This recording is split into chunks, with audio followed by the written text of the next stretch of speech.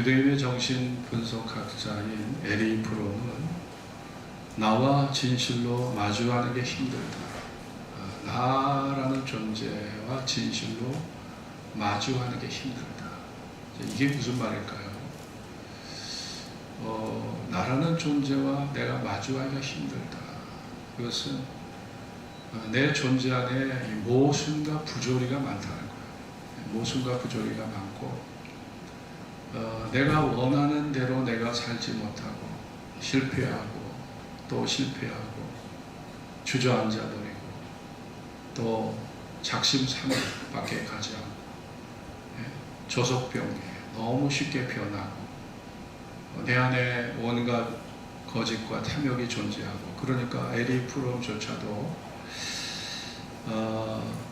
나와 진실로 마주대하기가 힘들다. 내 존재와 마주대하기가 힘들다는 거예요. 내가 그만큼 인간 안에는 이런 어리석음이 존재한다는 것이죠. 영국의 자아 초월 심리학자 스티븐 테일러라는 사람은 어떤 말을 했냐면 인간이 자아의 광기를 앓고 있다고 나는 생각한다. 인간은요 자아의 광기가 있어요. 그 자아의 광기를 앓고 있다. 자아의 광기를 앓고 있다. 욕망이라는 광기, 야망이라는 광기, 소유욕이라는 광기, 지배욕이라는 광기, 명예욕이라는 광기, 폭력성이라는 광기, 파괴성이라는 광기. 이런 광기를 우리는 이 광기를 앓고 있다. 이런 광기를 앓고 있다. 저는 이것이 인간성에 대한 정확한 진단이라고 저는 생각을 합니다. 솔로몬도 전도서 9장 3절에 보면 인간의 마음에 악이 가득하여 인간의 마음에 악이 가득하여 평생에 미친 마음을 품다가 후에는 죽은 자에게로 돌아가는 것이라. 평생에 미친 마음을 품고 있다. 자, 이 말이 스티븐 테일러가 말한 광기를 앓고 있다는 말과 일맥상통하잖아요. 표현이 다를 뿐이지 이미 솔로몬에 의해서 3000년 전에 이미 표현된 말이에요. 이게 3000년 전에 3000년 전에 표현된 말을 스티븐 테일러가 어순만 약간 바꾼 거예요. 그러니까 그 옛날의 인간성이나 지금의 인간성이나 다른 게 없다는 거예요. 그러니까 내 존재 앞에 내가 내 존재와 마주 대하기가 쉽지 않다는 거예요. 마주 대하기가 어렵다는 거예요. 여러분, 내가 고상하고 아름답고 순수하고 순결하고 착하고 정말 내가 성결하다면 내 존재 앞에 내가 서기를 기뻐하겠죠. 나를 돌아보면서 내가 기뻐하고 힘을 얻고 거기에서 희망을 얻겠죠. 내 존재 앞에 희망이 보이지 않아. 내 존재 앞에 희망이 보이지 않아. 내 존재 앞에 믿음이 보이지 않아.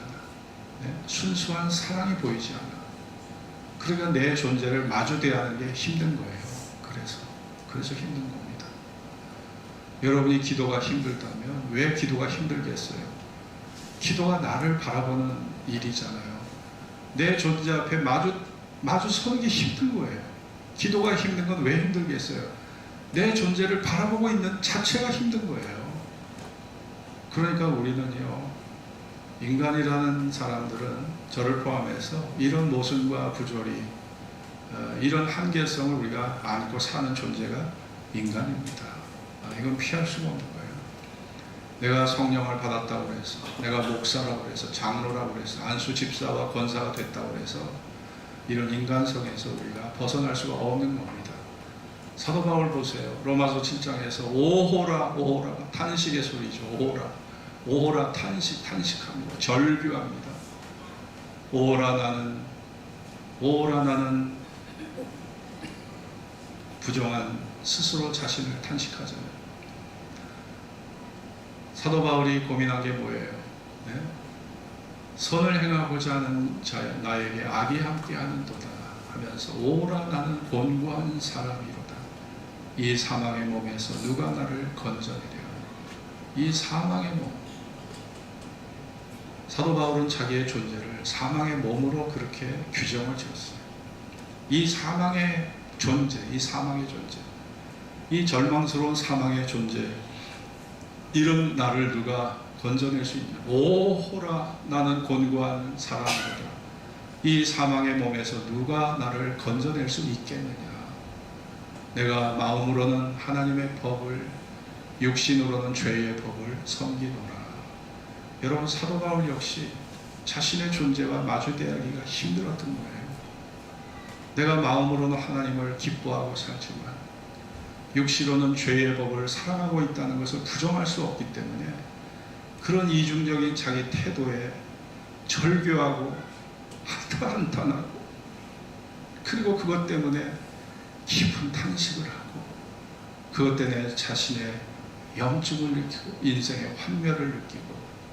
여러분, 인생을 살면서 인생의 환멸을 느껴보셨나요? 자기의 존재에 대해서 염증을 느껴보셨나요? 왜 내가 내 존재 앞에 나를 바라보면서 내 존재를 마주대하기가 왜 어렵겠습니까? 착하고 고상하고 순수하고 사랑스럽다면 왜 마주대하기가 어렵겠어요? 그러나 내 안에는 그런 것들이 존재하지 않기 때문에 내 존재와 마주대하기가 어려운 거예요. 그것이 인간의 현실입니다. 여러분, 제가 아는 우리 노회 식구 중에, 노회 목사님 중에 한 분이 경북 청송에서 태어나셔서 아버지가 과수원 농장이셨어요. 사과 농사를 하셨는데, 이분이 초등학교 4학년 때 겪은 일을 말씀하시더라고요. 자기 학교에 배구부가 없었는데 어느 날 갑자기 배구부를 만든다는 광고가 그렇게 나왔대요. 그리고 그 학교 교사 중에서 좀 성격이 매우 급하고 괴팍한 남자 선생님이, 평소에 테니스를 좋아하던 선생님이 갑자기 배구부 코치가 되신 거예요. 그리고 자기는 자기 의도와 관계없이 키가 컸다는 이유로 배구부 선수로 이렇게 발탁이 된 거예요. 그런데 여름방학에 이제 아버지의 농사일을 도와서 농장에서 일을 해야 되는데 학교에서 연락이 온 거예요. 배구부 훈련이 있다고 연락이 온대요. 그럼 이제 찾아가면 선생님이 그 15명 배구부원들을 앞에 놓고, 야, 운동장 계속 돌아. 그리고 운동장을 돌게 하고 자기는 자전거를 타고 밖으로 나가버린대. 그리고 안 돌아온대. 야, 그래서 얘네들이 어린 나이에, 야, 이 운동장을 계속 뛰어야 돼, 말아야 돼, 집으로 가야 돼, 말아야 돼. 근데 허구한 날 맨날 이분은 배구부 그렇게 조직을 해놓고 운동장 돌라고 해놓고 자기는 자전거 타고 밖으로 나가서 오질 않는 거야. 그래가지고 4개월 동안 그렇게 훈련을 받았는데 배구부에 들었는데 단 한 번도 배구공을 만져본 적이 없대. 네? 단 한 번도 배구부 선수인데, 선수로 발탁이 됐는데 4개월 동안 단 한 번도 배구공을 만져보지도 못하고 그 모임이 해체됐대요. 야, 그런 얘기를 제가 듣고서 참 대한민국에 그런 분도 계시구나. 여러분, 사실 우리가 우리 존재 안에 내 존재를 마주대하기가 어려운 게 있는데, 그 중에 하나가 이 무책임한 사람, 무책임한 남자 만나면 부인이 힘들고요, 무책임한 여자 만나면 참 남편이 힘들어요. 무책임한 목회자 만나면 성도가 고달픈 거고요. 네? 무책임한 성도들을 만나면 목사가 고달픈 거예요. 네? 피차 인정합시다. 네? 그렇게 할 수 있죠? 네? 그런 거예요. 그러니까 이 서로 무책임한 건 참 힘든 거잖아요. 무책임한 것이 무관심하고 무책임하고, 그러면 사랑이 식어지는 거 아니에요? 우리가 적어도 그런 사람이 돼서는 안 된다. 예수님이 제자들을 부르실 때는요, 끝까지 책임져 주시려고 부르신 거예요. 예수님의 부르심은 사람의 부름과 다릅니다. 우리가 로마서 11장 29절에 하나님의 은사와 부르심에는 후회하심이 없다고 그랬습니다. 하나님의 은사, 그 은사는 뭐냐? 하나님이 주시는 구원의 선물을 말하는 거예요. 네, 하나님이 주시는 구원의 선물, 또 하나님의 부르심, 여기에 후회가 없다. 왜냐? 하나님은 우리의 과거와 현재와 미래를 아시고 나를 택하시고 나를 부르셨기 때문에. 믿습니까? 우리는요, 뭐 홈쇼핑에서 혹은 뭐 이런 전자상거래 업체에서 물건을 사고도 후회를 해. 후회하고 반품하고 환불하고, 이게 다반사야, 다반사. 왜냐? 이 눈으로 보는 게 이게 정확하지가 않아. 그리고 우리가 사진으로 보는 거하고 실물로 보는 거하고 또 달라. 백화점의 조명하고 집의 조명이 또 달라. 그러니까 백화점에서는 옷을 입어봤을 때 그렇게 좋은데 집에서 옷을 딱 입어보면 그 옷이 색깔이 영 맞지가 않아요. 네. 여러분, 그렇습니다. 그러니까 인간은요, 살면서 후회가 너무 많은 거예요. 후회가, 야, 내가 눈이 삐었지. 왜 저런 남자를 내가 왜 남편으로 알고 결혼했을까? 왜 내가 저런 여자를 부인으로 알고 결혼했을까? 결혼하고도 말 못할 소가리를 앓고 사는 남자 여자 많습니다. 그거 말하면 끝나는 거잖아요. 그런 말 어떻게 해요? 내가 당신을 알았으면 나 당신과 결혼 안 했을 거야. 이런 말 했다가는 끝나는 거예요. 그 말도 못해. 소가리만 하는 거예요. 참고 사는 거죠. 여러분, 사실 우리는요, 불완전한 존재예요. 불완전한 존재이기 때문에 참 후회가 많아. 우리는요, 후회가 많아요. 그런데 하나님도 그러실까요? 하나님도 나를 택하시고 부르신 하나님도 그렇게 후회가 많으시고, 하나님도 나에 대해서 그렇게 후회가 많으시고, 야, 나 정말 너 잘못 봤다. 너 그런 인간인지 나 몰랐어. 너 잘못 봤다. 여러분의 자궁 속에서 여러분의 존재를 유전인자 속에 심으신 분이 누구예요? 하나님이 여러분의 존재를 밑에서부터 속에서부터 깊이 아신 분이 여러분 하나님 아니세요? 여러분의 하나님 아니세요? 그럼 그분은 여러분의 과거와 현재와 미래와 여러분의 근본과 뿌리를 알고 계신 분인데, 여러분을 장점만 보고 부르신 거 아니에요. 여러분 약점, 여러분이 어떤 죄를 질 것까지 아시고 하나님은 여러분을 택하시고 부르신 거예요. 그러기 때문에 후회가 없는 겁니다. 하나님이 인간과 다르신 거예요. 그 후회가 없다는 것이. 하나님의 판단은 완전하시기 때문에 인간과 다르다는 겁니다. 여러분, 오늘 베드로가 주님을 만나는 전날 밤에 고기를 낚았지만 고기 한 마리 낚지 못했어요. 야, 베드로가 이런 일이 없었어요. 그래도 못 잡아도 10마리, 20마리, 30마리 잡았는데 예수님을 만나는 전날 밤은 아무것도 낚은 게 없어요. 배 안에 고기 한 마리 낚은 게 없어요. 야, 하나님이 이런 절망을 겪게 하셨어요. 네. 베드로는 어려서부터 아버지를 따라 고기를 잡았던 어부입니다. 아주 잔뼈가 갈릴리 호수에서 잔뼈가 굵은 그런 어부예요.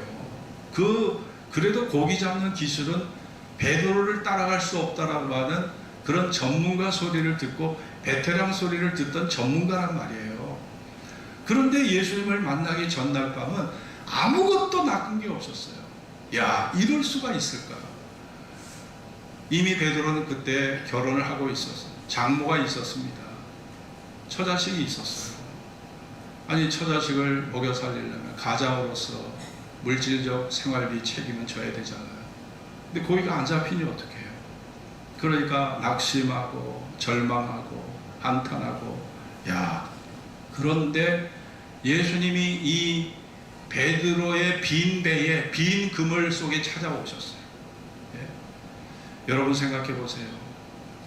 여러분이 잘 나가고 여러분이 원하는 대로 승승장구, 여러분이 성공하고 여러분이 원하는 대로 모든 계획한 것이 목표한 대로 다 이루어졌다면 과연 여러분이 하나님 앞에 여러분의 자아가 고개를 숙일 수 있을 것 같습니까? 여러분의 자아가 하나님 앞에 고개를 숙일 수 있을까요? 저는 없다고 생각해요. 여러분이 하나님 앞에 나온 것은 무엇인가 여러분의 한계, 빈 배, 빈 그물, 네? 여러분이 어떤 것을 추구하고 갈망하고 열망하고 추진해 왔지만 여러분이 실패의 쓴맛을 보고 자기의 한계를 뼈저리게 느끼고 인간이란 존재에 대한 염증을 느끼고 뭔가 인생에 대한 두려움과 불안과 미래에 대한 불확실한 미래에 대한 조바심, 온갖 마음의 이러한 부정적 생각들이 내 안에 들어왔을 때, 자, 그것이 베드로가 하나님을 만난, 주님을 만나게 된 모티브가 돼요. 동기가 된 겁니다. 그런 동기가 아니었다면 베드로가 예수님을 만나기 전날 밤, 그 배에 물고기가 가득했다면 그는 예수님이 찾아오셨어도 그 배에 잡힌 물고기를 시장에 갖다 팔고 그것으로 무슨 물건을 사고 집에다가 얼마의 돈을 갖다 줄 수 있는가 계산하기 바빠서 예수님의 존재가 그의 생각 속에 아마 자리 잡을 수가 없었을 겁니다. 여러분, 빈 배, 빈 그물이라는 것은 우리에게 많은 의미를 주는 거예요. 많은 의미를 주는 겁니다. 그 빈 배, 빈 그물이었기 때문에 베드로가 예수님의 존재를 깊이 받아들일 수 있었던 거예요. 그 배가 가득 물고기로 채워졌었다면 베드로는 절대 예수님을 만날 수 없었고 예수님과 관계가 맺어질 수 없었다고 저는 생각합니다. 그런데 예수님이 베드로에게 찾아오셔서 내가 깊은 곳으로 나아가 그물을 던지라, 그렇게 명령하셨을 때 베드로가 어떤 반응을 보입니까? 자, 여기 4절 5절 같이 읽읍시다. 4절 5절 6절을 같이 읽읍시다. 말씀을 맞으시고 시작. 말씀을 맞으시고 시몬에게 이르시되 깊은 데로 가서 그물을 내려 고기를 잡으라. 시몬이 대답하여 가로되 선생이여, 우리가 밤이 맞도록 수고를 하였으되 얻은 것이 없지만은 말씀에 의지하여 내가 그물을 내리려 하고 그리한즉 고기를 내온 것이 심히 많아 그물이 찢어지는지라. 야, 여러분 보세요. 예수님을 만나는 조금 전까지 절망했어요. 슬퍼했어요. 한탄했어요.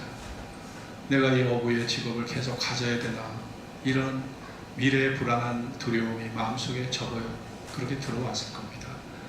근데 예수님의 말씀대로 내가 말씀에 우리가 밤이 맞도록 수고를 하였으나 얻은 것이 없었다.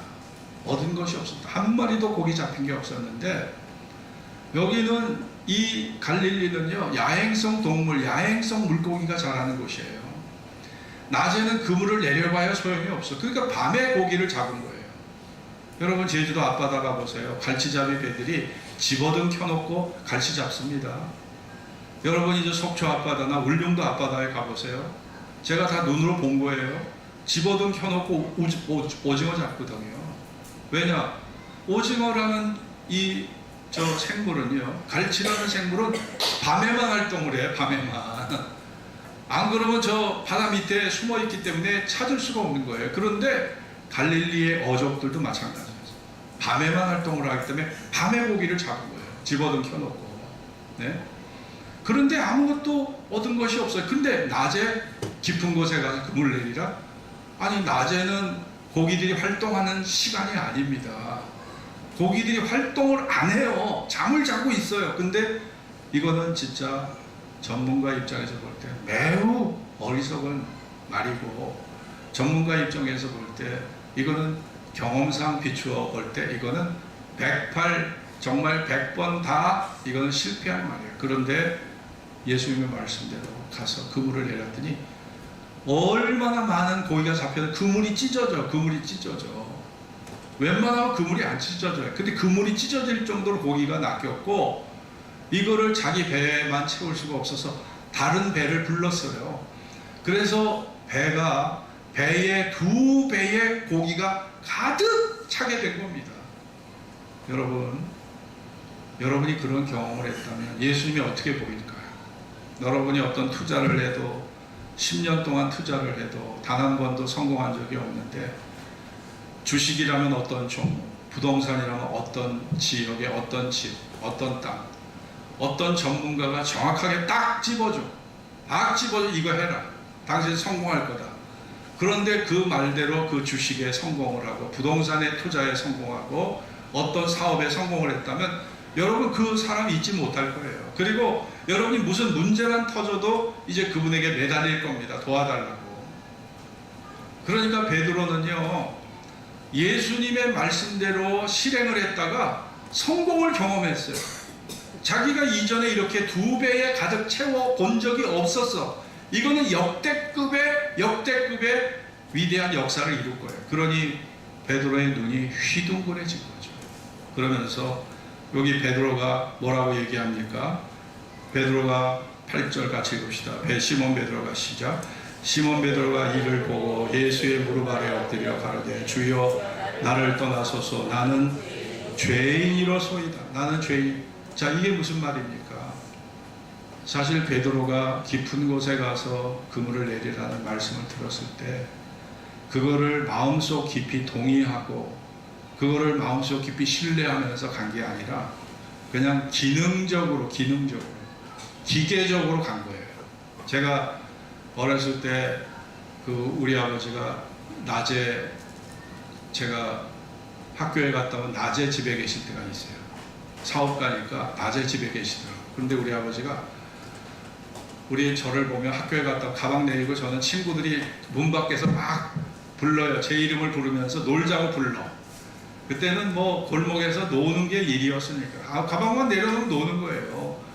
근데 우리 아버지가 딱 버티고 야 석희야 너 공부해라 그러면서 아버지가 딱 버티고 계셔. 그러면 아버지의 명령이 있으니까 공부를 안 할 수가 없죠. 책상 갖다 놔요. 밥상 갖다 놓고 거기서 막 공부하는 척 하는 거야.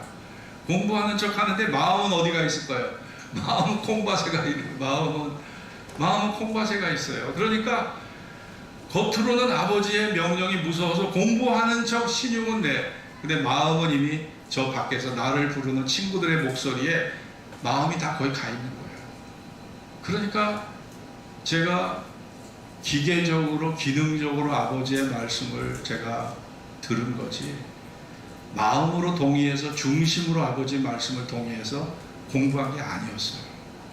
그거는 똑같습니다. 이게 왜 자기가 스스로 죄인이라고 했겠습니까? 내가 당신을 신뢰하지 못했습니다. 당신이 위대한 실력자고 위대한 능력자라는 걸 제가 과소평가했습니다. 제가 깊은 곳에 그물을 내리기 위해서 노를 저어 갔을 때 나는 당신의 능력과 당신의 통찰력을 나는 의심했습니다.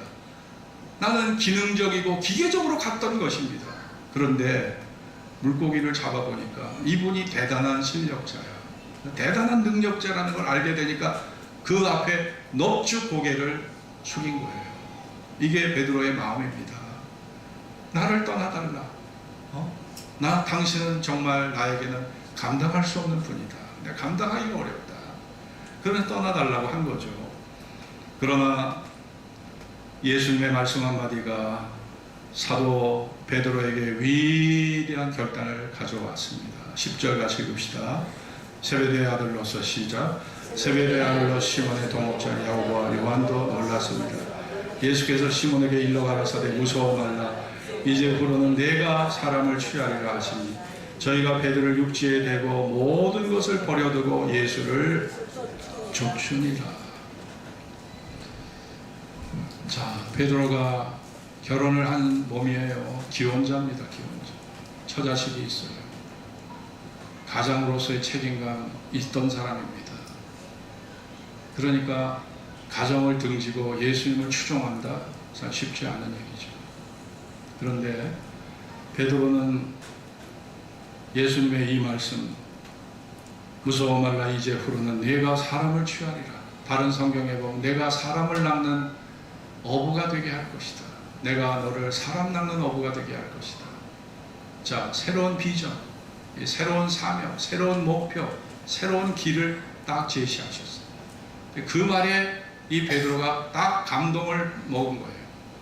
그리고 그 순간 자기의 과거사를 다 지워버렸어요. 그리고 예수님만 바라보고 따라가는 자가 된 거예요. 위대한 결단입니다. 여러분, 인생이라는 것은 누구를 만나느냐에 따라 우리의 인생이 달라지는 거예요. 그렇죠? 헬렌 켈러는 눈을 보지 못하고 귀를 듣지 못하는 그런 사람으로 그렇게 어렸을 때 성홍열이라는 병을 앓으면서 그 열이 41도, 42도까지 오르면 시신경이 다 타버렸어요. 귀도 못 듣게 됐어요. 그래서 헬렌 켈러는 보지 못하고 듣지 못하는 그런 장애인이 되었지만, 설리번이라는 여자가 이 헬렌 켈러의 가정교사가 되면서 이 문법을 해석하고 문자를 해독하게 하고 소통을 할 수 있도록 하고 인간다운 삶을 살아가도록 설리번 선생이 다 이끌어줬어요. 절망에 빠졌던 이 헬렌 켈러가 설리번이라는 사람을 만나서 희망을 갖게 됐어요. 설리번이 아니었다면 헬렌 켈러는 영원히 절망에 빠져 살았을 거예요. 설리번이 바로 이 헬렌 켈러에게 희망을 갖다 줬지 않습니까? 강영호 박사가 석은옥이라는 여인을 만나지 못했다면 강영호 박사가 될 수 없었을 겁니다. 그러나 강영호 박사, 내가 학교 다닐 때 찾아와서 도와주던 그 강영호 박사가 바로 강영호 박사를 도와줬던 그 석은옥이라는 여자가 바로 강영호 박사의 부인이 되었을 때 그 위대한 만남이 강영호 박사를 위대한 인물로 끌어줬던 것이고요. 우리가 선교사 발자취를 영상으로 봤습니다만, 이승만 대통령이 전에 배제학당 출신이었고 독립운동을 하다가 나라의 일제시대 때 독립운동을 한다는 그런 죄목으로 그 사람이요 종신형을 언도받아 감옥에 살았잖아요. 근데 아펜젤라 선교사가 성경을 넣어줬어요. 이 성경을 한글어 성경을 넣어주면서 아펜젤라 선교사가 넣어준 성경을 갖다가 감옥에서 읽은 거예요. 거기에서 이승만 박사가 거기에서 예수를 믿게 됩니다. 거기에서 예수를 믿고 이 사람이 추록한 이후에 미국에 가서 미국에서 공부를 해가지고 유학을 해서 프리스턴 대학원에서 이 사람이 국제정치학 박사학위를 받은 거예요. 그러니까 프리스턴은 미국의 명문대학입니다. 그러니까 이 이승만 박사가 참 우리가 이승만 박사라고 하잖아요. 이 사람은 실제 박사예요. 프리스턴 대학의 국제정치학 박사예요. 영어 연설한 게 유튜브에 다 나와 있습니다. 프리스턴 박사이기 때문에 영어 유창하게 영어로 연설을 했거든요. 그럼 보세요. 이승만 박사가 감옥에서 성경을 통해서 예수님을 만나지 않았다면 과연 그런 인물이 될 수 있었을까요? 또 그런 가치 있는 인물이 될 수 있을까요? 그가 와서 결국 우리나라의 1대, 2대, 3대 우리나라 대통령의 지위에 그가 올라서 초대 대통령으로 위대한 그런 업적을 쌓는 일을 했습니다. 여러분, 누구를 만나느냐에 따라 인간의 미래가 달라지고 운명이 바뀌는 거예요. 여러분, 베드로가 예수님을 만나서 실패자가 됐습니까? 물론 그는 인간의 눈으로 볼 때 결국은 전도하고 선교하러 다니다가 마지막에 거꾸로 십자가에 매달려 죽었습니다. 그러니까 인간의 눈으로 볼 때는 매우 비참한 인생을 살았어요. 매우 비참한 인생을 살았고 평범한 가장 기본적인 평범한 행복조차 누리지 못하는 가장 불행하고 가련한 측은한 인생을 살았던 거죠. 그러나 여러분, 하늘나라에서 베드로가 자기의 명성, 자기의 이름이 저 로마 중심부 바티칸 시국의 그 베드로 성당을 보면서 베드로가 무슨 생각을 할까 상상을 해보세요. 거기에 베드로 무덤 위에 베드로 성당이 적고 그 이름도 베드로 성당이에요. 그리고 베드로는요 자기의 의도와 관계없이 초대 교황으로 돼 있어. 초대 교황으로. 베드로가 1대 교황이야.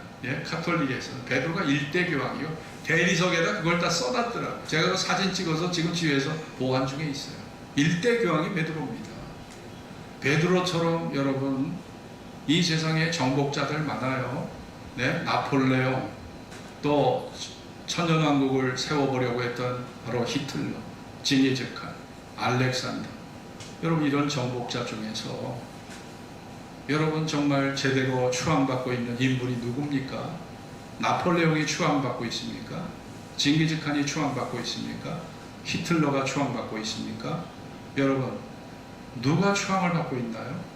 여러분, 베드로만큼 역대 인물 중에, 역사상 인물 중에 2000년 전에 베드로인데 이 베드로만큼 추앙받고 있는 존재가 없어요. 예수님 다음으로.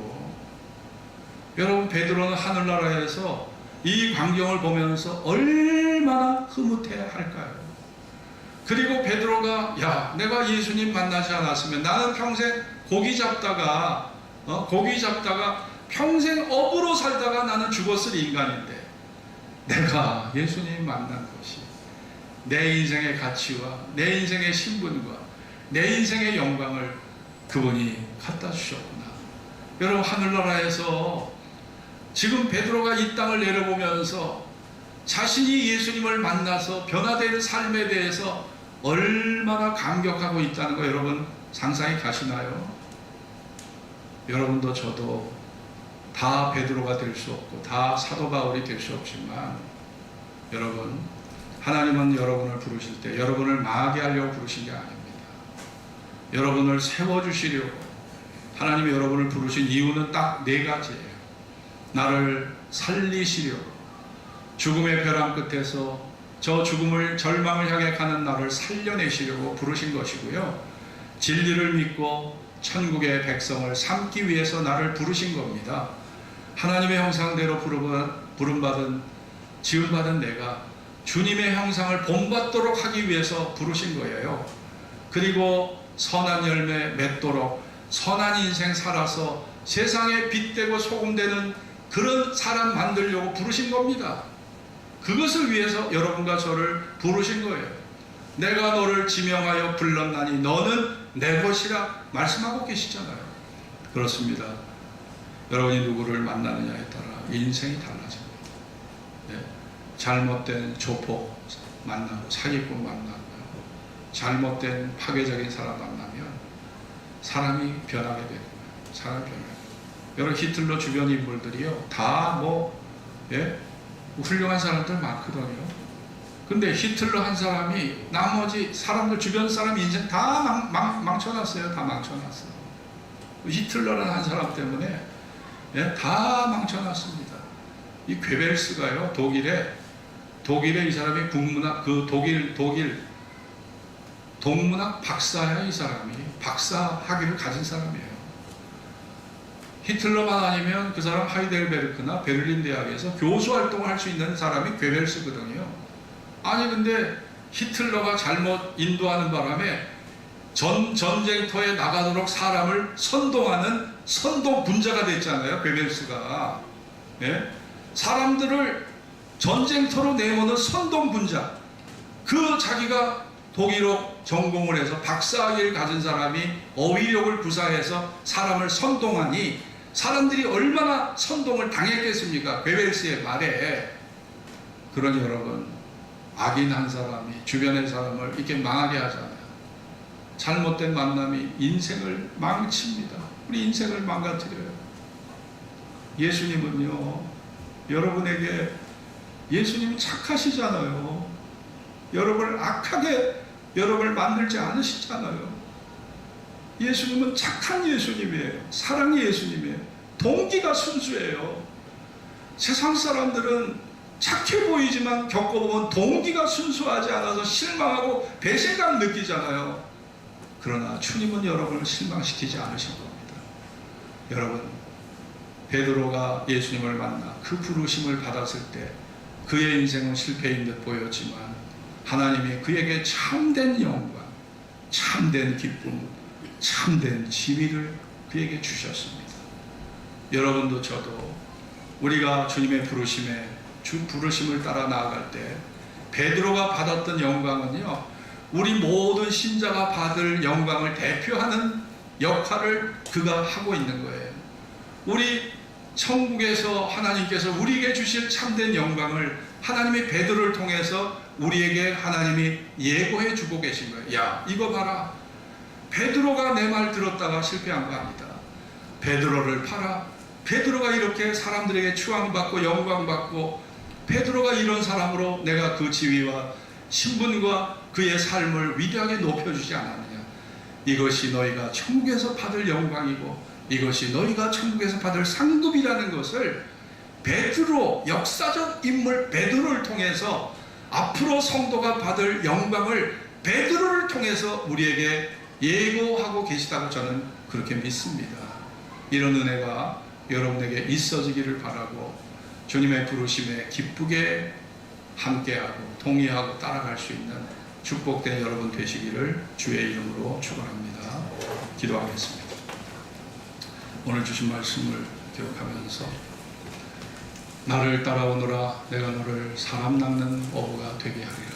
주님, 세상 사람들은 겉으로는 화려하고 아름다워 보이고 나에게 이익을 줄 것처럼 나에게 도움을 줄 것처럼 하다가 나를 배신하고 오히려 내 재물을 빼앗고 명예를 빼앗고 나를 타락시키고 세상에 악한 사람이 얼마나 많은 거 여러분 저보다 더 잘 아시지 않습니까?